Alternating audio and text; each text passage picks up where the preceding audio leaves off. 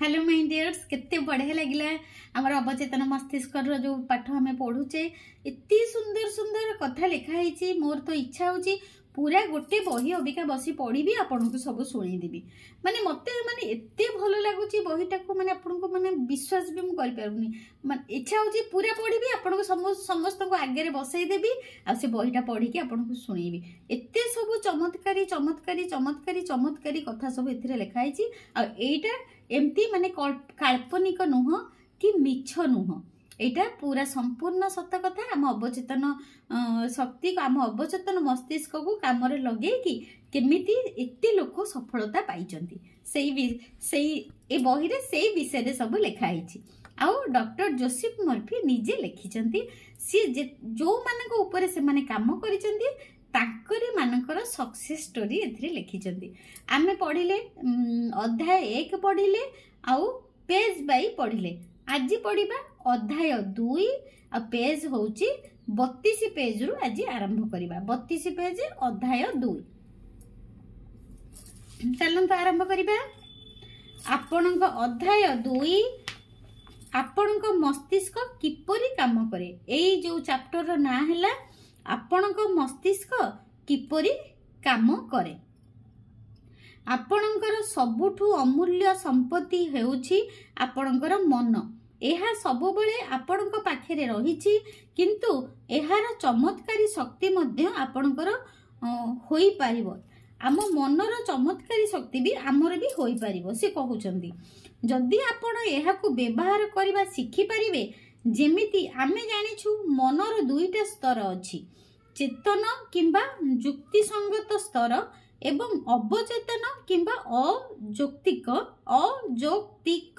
स्तर माने जोटा आमे युक्ति करू आउ गोटे होची युक्ति करेनी गोटे रे लॉजिक लगाऊ आउ गोटे रे विश्वास करू आपण निज चेतन मन सहाय्य रे चिंता करंती एवं अभ्यासगत भावरे जहा सब चिंता करंती सेगुड़िक अवचेतन मन भीतर को भेद करि जाए एवं ताहा आपणक चिंताधारा रे स्वभाव अनुଯାयी सृजन करिथाए आपणक आवेग गुड़िकर आसन हेउछि आपणकर अवचेतन मन एहा सृजनशील मन आपण जदि भल कथा चिंता करिवे भल हेबो आपण खराब कथा चिंता कले खराब हेबो आपणक मन एही परि भाबरे काम करे मने रखिबा पई सबुठारु गुरुत्वपूर्ण प्रसंग हेउछि थरे अवचेतन मन कौनसी चिंताधारा को ग्रहण कले एहा ता उपरे काम करिबा आरंभ करे एहा एक आश्चर्यजनक सत्य अटे जोसेफ मर्फी कहउचंती जदि थरे हमर अवचेतन मस्तिष्क एक्टिव हे गले बा अवचेतन मस्तिष्क रे जोटा आमे जो अफर्मेशन प्रेयर जो कथा आमे कहिलु तांको से जदि थरे सुनी देले ताले हमर सेटा निश्चिंत भाबे हबो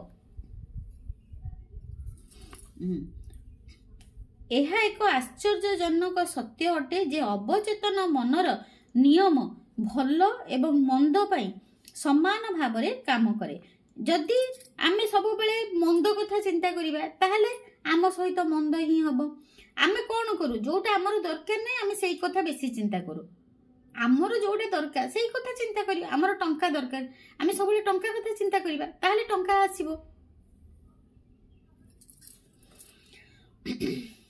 एही नियम आउ थरे पढ़ी दउची से एटा बढ़िया लागुची एहा एक आश्चर्यजनक सत्य अटे जे अवचेतन मनर नियम भल एवं मंद पई समान भावरे काम करे एही नियम नकारात्मक उपाय प्रयोग कला बेले विफलता निराश एवं दुख आनी दिए जेते बेले आपणकर अभ्यासगत चिंताधारा सुसंगत एवं गठनात्मक हेबो आपणक स्वास्थ्य भल रहिबा सह आपणको सफलता एवं समृद्धि मध्य मिलिबो सठिक दिगरे चिंता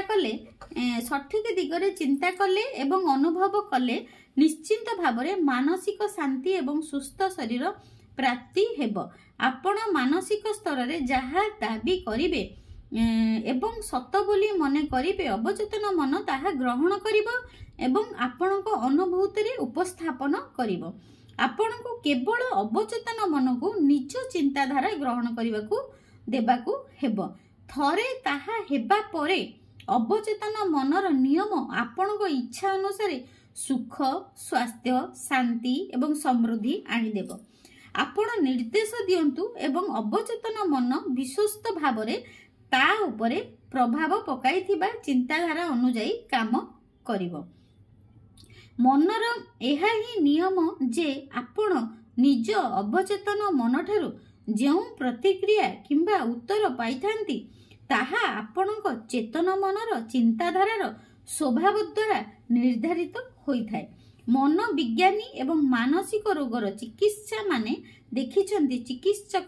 ଦେଖିଛନ୍ତି ଯେ ଚିନ୍ତାଧାରା ଗୁଡ଼ିକ ଅବଚେତନ ମନକୁ ଜଣାଯିବା ସମୟରେ ମସ୍ତିଷ୍କର କୋଷ ଗୁଡ଼ିକ ଉପରେ ଏକ ପ୍ରକାର ଛାପ ପଡ଼ିଥାଏ। ଆପଣଙ୍କ ଅବଚେତନ ମନ କୌଣସି ଚିନ୍ତାଧାରାକୁ ଗ୍ରହଣ କରିବା ସଙ୍ଗେ ସଙ୍ଗେ ତୁରନ୍ତ ଏହାକୁ କାମରେ ଲଗାଇବା ପାଇଁ ଆଗଭର ହୋଇଥାଏ। ଚିନ୍ତାଧାରା ସହ ମିଶି କାମ କରିବା ସମୟରେ ଉଦ୍ଦେଶ୍ୟ ସାଧନ ପାଇଁ ସାରା ଜୀବନ ଆପଣ ଏକତ୍ରିତ କରିଥିବା ଜ୍ଞାନକୁ ସମ୍ପୂର୍ଣ୍ଣ ଭାବରେ ବ୍ୟବହାର କରେ। ଆପଣଙ୍କ ଭିତରେ ଅନ୍ତର୍ନିହିତ ଅସୀମ ଶକ୍ତି, କ୍ଷମତା ଏବଂ ଜ୍ଞାନକୁ ଉପଯୋଗ କରି ପ୍ରକୃତିର ସମସ୍ତ ନିୟମକୁ କାମରେ ଲଗାଇଥାଏ। ବେଳେବେଳେ ଲାଗେ ଯେପରି ଆପଣଙ୍କ କଷ୍ଟ ସବୁର ତୁରନ୍ତ କୌଣସି ସମାଧାନ ବାହାରି ଆସିବ, କିନ୍ତୁ ପୁଣି ବେଳେବେଳେ ଉଦ୍ଦେଶ୍ୟ ସାଧନ ପାଇଁ ଦିନେ, ସପ୍ତାହେ କିମ୍ବା ଅଧିକ ସମୟ ଲାଗିଯାଏ। ତାହାର ଉପାୟ ଜାଣିବା ସମ୍ଭବ ହୋଇନଥାଏ।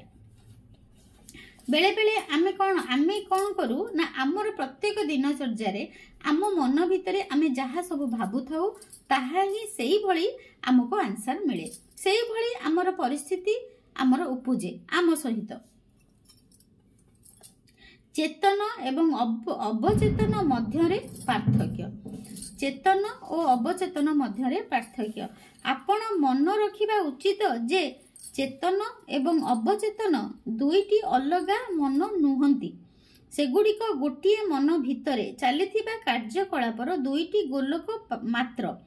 ମାନେ ଗୋଟିଏ ମସ୍ତିଷ୍କରେ ଆମର ଚେତନ ମସ୍ତିଷ୍କ ଅଛି ଆଉ ଅବଚେତନ ମସ୍ତିଷ୍କ ବି ଅଛି। ଆପଣଙ୍କ ଚେତନ ମନ ହେଉଛି ଯୁକ୍ତିସଙ୍ଗତ ମନ। ଏହା ମନରେ ସେହି ପର୍ଯ୍ୟାୟ ଯାହା ଚୟନ କରେ। ମାନେ ଆମର ଯେଉଁ ଚେତନ ମସ୍ତିଷ୍କ ହେଉଛି ସେ ସବୁ କଥାରେ ଆମର ଲଜିକ ଲଗାଏ। କାହିଁକି ହେଲାନି, କ'ଣ ପାଇଁ ହେଲା, ଏଇଟା କ'ଣ, କେତେବେଳେ ଆସିବ, କୋଉଠି ଆସିଲା, କିଏ ଦେଲା, କେମିତି ହବ, ସବୁ ଜିନିଷ ଆମର ଚେତନ ମସ୍ତିଷ୍କ ଲଜିକ ଲଗାଏ। କିନ୍ତୁ ଇଏ ଆମେ ଯାହା ଚାହୁଁ ସେ ସାଙ୍ଗେ ସାଙ୍ଗେ ଆଣିକି ଦିଏ।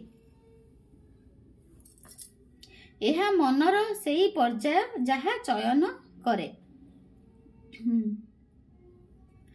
ଚେତନ ଓ ଅବଚେତନ ମଧ୍ୟରେ ପାର୍ଥକ୍ୟ।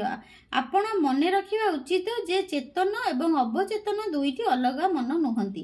ସେଗୁଡ଼ିକ ଗୋଟିଏ ମନ ଭିତରେ ଚାଲିଥିବା କାର୍ଯ୍ୟକଳାପର ଦୁଇଟି ଗୋଲକ ମାତ୍ର। ଆପଣଙ୍କ ଚେତନ ମନ ହେଉଛି ଯୁକ୍ତିସଙ୍ଗତ ମନ। ଏହା ମନର ସେହି ପର୍ଯ୍ୟାୟ ଯାହା ଚୟନ କରେ। ଉଦାହରଣ ସ୍ୱରୂପ ଆପଣ ନିଜ ବହି, ଘର ଏବଂ ଜୀବନସାଥୀ ଇତ୍ୟାଦି ଚୟନ କରିଥାନ୍ତି। ଆପଣ ଚେତନ ମନ ସାହାଯ୍ୟରେ ସମସ୍ତ ନିଷ୍ପତ୍ତି ନେଇଥାନ୍ତି।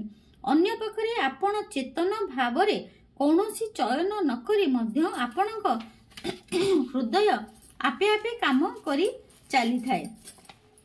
ସେମିତି ହଜମ କ୍ରିୟା, ରକ୍ତ ସଞ୍ଚାଳନ ଏବଂ ନିଶ୍ୱାସ ପ୍ରଶ୍ୱାସ ଏସବୁ କାମ ମଧ୍ୟ ଆପଣଙ୍କ ନିୟନ୍ତ୍ରଣ ବିନା ଅନରହ ଚାଲିଥାଏ। କିଛିଟା ଜିନିଷ ଅଛି ଆମେ ନ ଚାହିଁଲେ ବି, ଆମେ ନ କଲେ ବି ସେ ଆପେ ଆପେ ହୋଇଥାଏ। ତାହା କ'ଣ ନା, ଆମେ ଯେମିତି ନିଶ୍ୱାସ ନେଉଛୁ, ଖାଦ୍ୟ ହଜମ ହେଉଛି, ରାତିରେ ଶୋଉଛୁ, ଚାଲୁଛୁ, ଦୌଡ଼ୁଛୁ, ଆଉ ଯାହା ବି ଆମେ ଆମ ଭିତରର ଯେଉଁ ଶରୀର ଭିତରେ ଯାହା ସବୁ କାମରେ ଲାଗିଛି, ଯେଉଁ ଆମର ସବୁ ଅର୍ଗାନ୍ସ ଅଛନ୍ତି ସେ କାମ କରୁଛନ୍ତି, ସେ ସବୁ ଆମର ଅବଚେତନ ମସ୍ତିଷ୍କ କରନ୍ତି। ଅବଚେତନ ମନ ଉପରେ ଯେଉଁ ଛାପ ପଡ଼ିଥାଏ କିମ୍ବା ଆପଣ ଯାହା ଉପରେ ଦୃଢ଼ ବିଶ୍ୱାସ କରନ୍ତି ଏହା ତାକୁ ଗ୍ରହଣ କରେ। ଏହା ଚେତନ ମନ ଭଳି ଠିକ୍ ଭୁଲ ବାଛେ ନାହିଁ କି ଆପଣଙ୍କ ସହ ବିବାଦୀୟ ଯୁକ୍ତି କରେ ନାହିଁ। ଅବଚେତନ ମନ ମାଟିର ଗୋଟିଏ ସେଜ ଯାହାକି ଭଲ କିମ୍ବା ମନ୍ଦ ଯେକୌଣସି ପ୍ରକାର ମଞ୍ଜିକୁ ଗ୍ରହଣ କରେ। ଆପଣଙ୍କ ଚିନ୍ତାଧାରା ଗୁଡ଼ିକ ସକ୍ରିୟ, ସେଗୁଡ଼ିକ ହେଉଛନ୍ତି ମଞ୍ଜି जेपरी मंजी बुणिबे सेही अनुजाई फल पाइबे।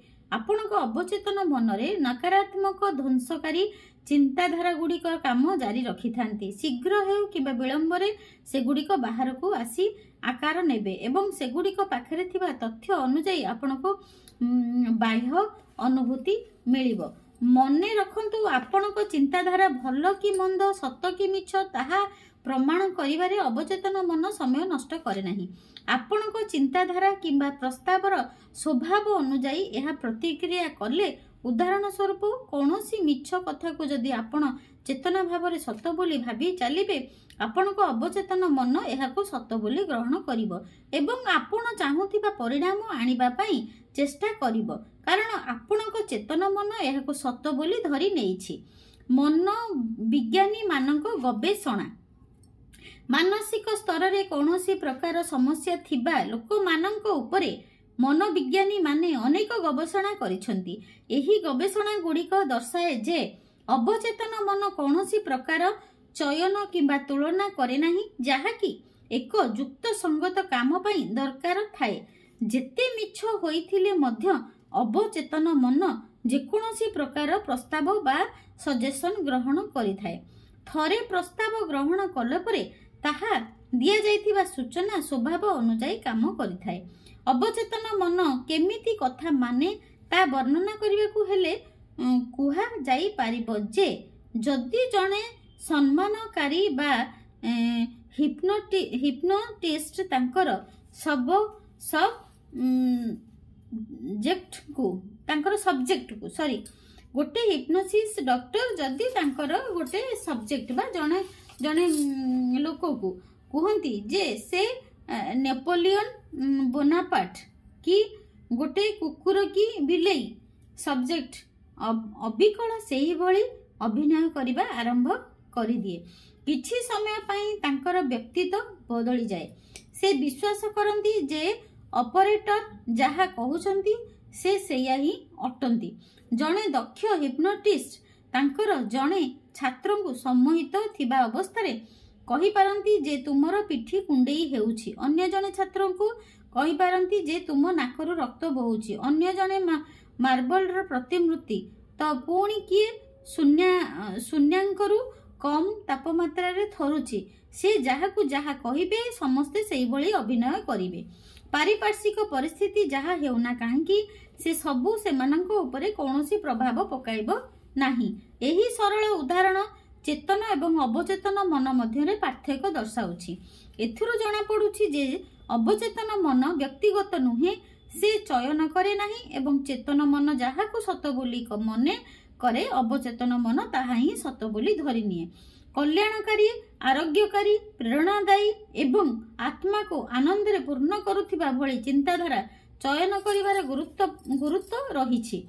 चेतन एवं अवचेतन मनर शब्द गुड़िकर स्पष्टीकरण आपणक चेतन मन को बेले बेले वस्तुनिष्ठ मन बा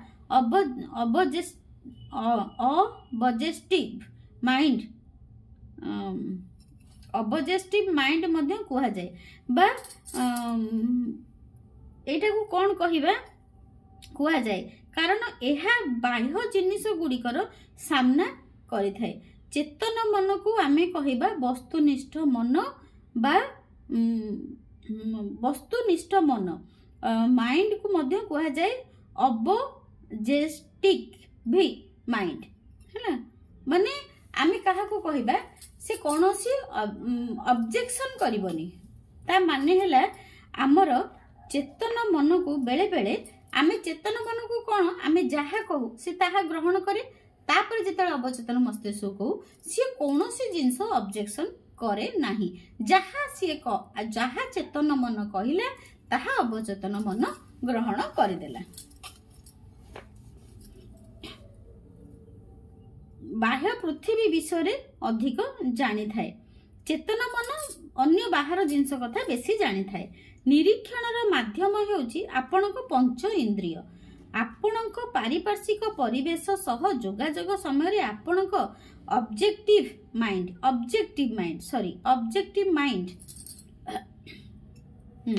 निरीक्षण माध्यम हेउची आपणक पंच इंद्रिय। आपणक पारिपार्श्विक परिवेश सह ଯୋଗାଯୋଗ ସମୟରେ ଆପଣଙ୍କ ଅବଜେକ୍ଟିଭ ମାଇଣ୍ଡ ହିଁ ଆପଣଙ୍କର ମାର୍ଗଦର୍ଶକ। ଆପଣ ନିଜ ପଞ୍ଚ ଇନ୍ଦ୍ରିୟ ସହାୟତାରେ ଜ୍ଞାନ ଆହରଣ କରନ୍ତି। ଅବଜେକ୍ଟିଭ ମାଇଣ୍ଡ ନିରୀକ୍ଷଣ, ଅନୁଭୂତି ଏବଂ ଶିକ୍ଷା ମାଧ୍ୟମରେ ଜ୍ଞାନ ଅର୍ଜନ କରେ। ଯେମିତିକି ପୂର୍ବରୁ କୁହାଯାଇଥିଲା, ଅବଜେକ୍ଟିଭ ମାଇଣ୍ଡର ସବୁଠାରୁ ବଡ଼ କାମ ହେଲା ଭୁଲ ଠିକ୍ କ'ଣ ବିଚାର କରିବା। ମନେ କରନ୍ତୁ, ପ୍ରତିବର୍ଷ ଗ୍ରାଣ୍ଡ କ୍ୟାନିୟନ ବୁଲି ଯାଉଥିବା ଲକ୍ଷ ଲକ୍ଷ ଦର୍ଶକଙ୍କ ମଧ୍ୟରୁ ଆପଣ ଜଣେ। ଆପଣ ଏହି ସିଦ୍ଧାନ୍ତରେ ପହଞ୍ଚିବେ ଯେ ଏହା ହେଉଛି ବିଶ୍ୱର ସବୁଠାରୁ ଆଶ୍ଚର୍ଯ୍ୟଜନକ ପ୍ରାକୃତିକ ସୌନ୍ଦର୍ଯ୍ୟ। ଏହାର ଅବିଶ୍ୱସନୀୟ ଗଭୀରତା, ପଥର ଗୁଡ଼ିକର ଜଟିଳ ଆକୃତି, ଭିନ୍ନ ଭିନ୍ନ ଭୌଗୋଳିକ ସ୍ତରରେ ରଙ୍ଗର ବିବିଧତା ଉପରେ ଆପଣଙ୍କର ନିରୀକ୍ଷଣ ଆଧାରରେ ଏହି ସିଦ୍ଧାନ୍ତରେ ଆପଣ ପହଞ୍ଚିବେ। ଏହା ହେଉଛି ଆପଣଙ୍କର ଅବଜେକ୍ଟିଭ ମାଇଣ୍ଡର କାର୍ଯ୍ୟକାରିତା। ଅବଚେତନ ମନକୁ ଅନେକ ସମୟରେ ବ୍ୟକ୍ତିନିଷ୍ଠ ମନ ବା ସବଜେକ୍ଟିଭ ମାଇଣ୍ଡ କୁହାଯାଏ। ଅଧୀନସ୍ଥ ମନ ଏହାର ପରିବେଶ ବିଷୟରେ ସଚେତନ, କିନ୍ତୁ ଭୌତିକ ଇନ୍ଦ୍ରିୟ ମାଧ୍ୟମରେ ନୁହେଁ। ସବଜେକ୍ଟିଭ ମାଇଣ୍ଡ ଅନ୍ତର୍ଦୃଷ୍ଟି ବା ଆଭାସକୁ ବୁଝେ। ଏହା ଆପଣଙ୍କ ଆବେଗର ଆସନ ଏବଂ ସ୍ମୃତି ଗୁଡ଼ିକର ଗନ୍ତାଘର। ଅବଜେକ୍ଟିଭ ମାଇଣ୍ଡ ଯେତେବେଳେ କାମ କରେ ନାହିଁ, ସେତେବେଳେ ସବଜେକ୍ଟିଭ ମାଇଣ୍ଡ ସକ୍ରିୟ ହୋଇଥାଏ।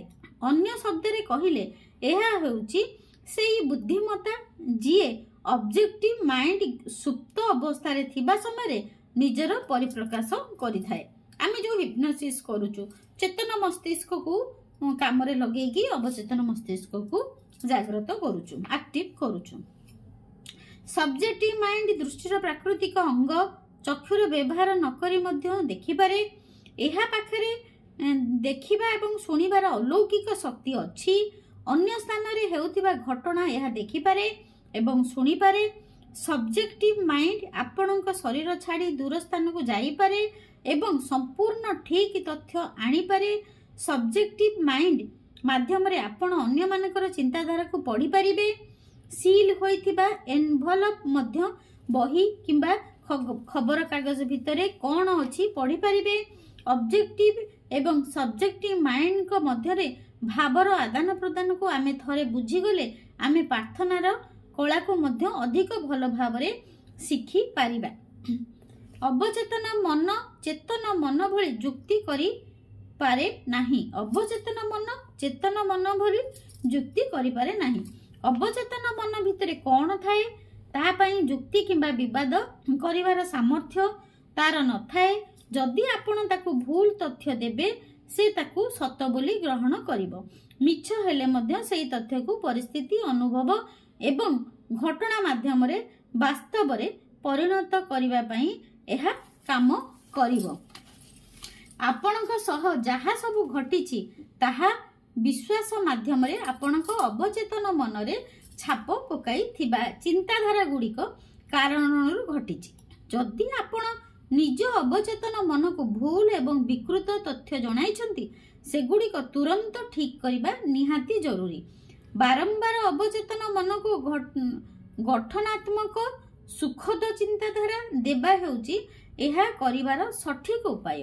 ଲଗାତାର ପୁନରାବୃତ୍ତି କରାଗଲେ ଅବଚେତନ ମନ ସେଗୁଡ଼ିକୁ ଗ୍ରହଣ କରିବା। ଏହିଭଳି ଉପାୟରେ ଆପଣଙ୍କ ଚିନ୍ତାଧାରା ସକାରାତ୍ମକ ହେବ ଏବଂ ଜୀବନର ନୂଆ ସ୍ୱାସ୍ଥ୍ୟକର ଅଭ୍ୟାସ ଆପଣାଇ ପାରିବେ। କାରଣ ଆପଣଙ୍କ ଅବଚେତନ ମନ ହେଉଛି ଅଭ୍ୟାସ ଗୁଡ଼ିକର ଆସନ।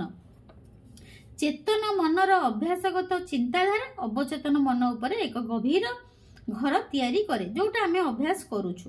ଯଦି ଆପଣଙ୍କ ଅଭ୍ୟାସଗତ ଚିନ୍ତାଧାରା ସୁଖଦ, ଶାନ୍ତିପୂର୍ଣ୍ଣ ଏବଂ ଗଠନାତ୍ମକ ହୋଇଥାଏ, ଆପଣଙ୍କ ଅବଚେତନ ମନ ମଧ୍ୟ ସୁଖଦ, ଶାନ୍ତିପୂର୍ଣ୍ଣ ଏବଂ ଗଠନାତ୍ମକ ପରିସ୍ଥିତି ସୃଷ୍ଟି କରି ପ୍ରତିକ୍ରିୟା ଦେବେ। ଆପଣ କେବେ ଭୟ, ବ୍ୟସ୍ତତା ଏବଂ ଅନ୍ୟ ନକାରାତ୍ମକ ଚିନ୍ତାଧାରା ଶିକାର ହୋଇଛନ୍ତି କି? ପ୍ରତିକାର ହେଉଛି ଅବଚେତନ ମନର ଶକ୍ତିକୁ ଚିହ୍ନିବା ଏବଂ ମୁକ୍ତି, ସୁଖ ଏବଂ ଉତ୍ତମ ସ୍ୱାସ୍ଥ୍ୟ ଆଣିଦେବା ପାଇଁ ନିର୍ଦ୍ଦେଶ ଦେବା। ଅବଚେତନ ମନ ସୃଜନଶୀଳ ହୋଇଥିବାରୁ ଏବଂ ଆପଣଙ୍କ ସ୍ୱର୍ଗୀୟ ଉତ୍ସ ସହ ଜଡ଼ିତ ଥିବାରୁ ଆପଣ ଆନ୍ତରିକତାର ସହ ନିର୍ଦ୍ଦେଶ ଦେଇଥିବା ସୁଖକୁ ଆଣିଦେବା ପାଇଁ ଚେଷ୍ଟା କରିବ। ଚିନ୍ତାଧାରା ଅଦ୍ଭୁତ ଶକ୍ତି। ଆମ ଚିନ୍ତାଧାରାର ଅଦ୍ଭୁତ ଶକ୍ତି। ଆମେ ଯାହା ଚିନ୍ତା କରୁ ତାହା ଫଳ ପାଉ। ଯେତିକି ଆପଣ ଜାଣିଥିବେ, ଆମେ ଆଗରୁ ଆଲୋଚନା କରିଛୁ ଯେ ଚେତନ ମନ ଦ୍ୱାରପାଳ ଭାବରେ କାମ କରେ। ଏହାର ଗୋଟିଏ ଗୁରୁତ୍ୱପୂର୍ଣ୍ଣ କାମ ହେଲା ଅବଚେତନ ମନ ଉପରେ ଭୁଲ ପ୍ରଭାବ ପଡ଼ିବାରୁ ସୁରକ୍ଷା କରିବା।